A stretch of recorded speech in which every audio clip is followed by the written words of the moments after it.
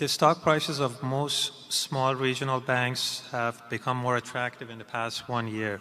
Do you have any opinions about regional banks as investments? And if you were going to purchase shares, what are the areas that you would carefully examine?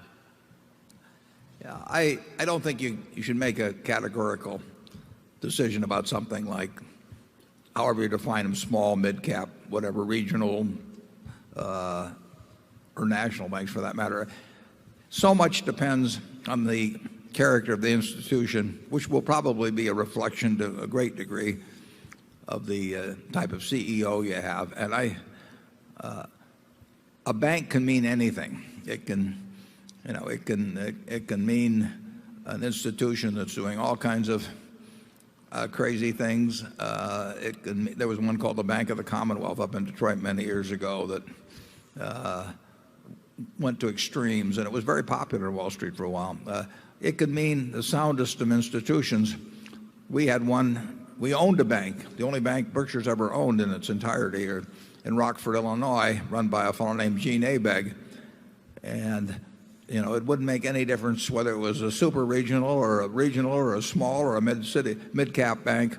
There's no way Gene Abegg could run anything other than a super sound bank. So I think you should know something about the culture of the management and the institution to make a firm buy decision on a bank. And that's hard to do for 99% of the banks. We own stock, as you know. It's in our report, Wells Fargo and U.S. Bank and M&T up in Buffalo. And in all three cases, I think I understand quite well the DNA of the institution in terms of how it behaves.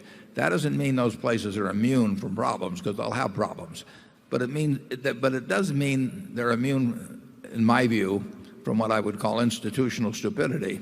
And I would not say that all banks are immune from that. As a matter of fact, there was a very wise man named, I think it was Morris Cohen, that said there are more banks than bankers. And if you think about that a while, you'll get my point. Charlie? Well, I think the questioner is onto something. So many of our very large banks, both here and in Europe, have sort of cast a pall of disgrace over the whole industry. And that has undoubtedly pounded down the stocks of some small banks that there's nothing at all wrong with. So I think you're prospecting in a likely territory. Yeah, but you can find a few big banks. Yes, big banks too, yeah. And I don't know, if you took the 20 smallest banks in Florida and the 20 largest banks in Florida, which group would be in better shape in terms of the Florida real estate situation? It's a territory that has some promise. That is a wildly bullish statement from Charlie. Number 7.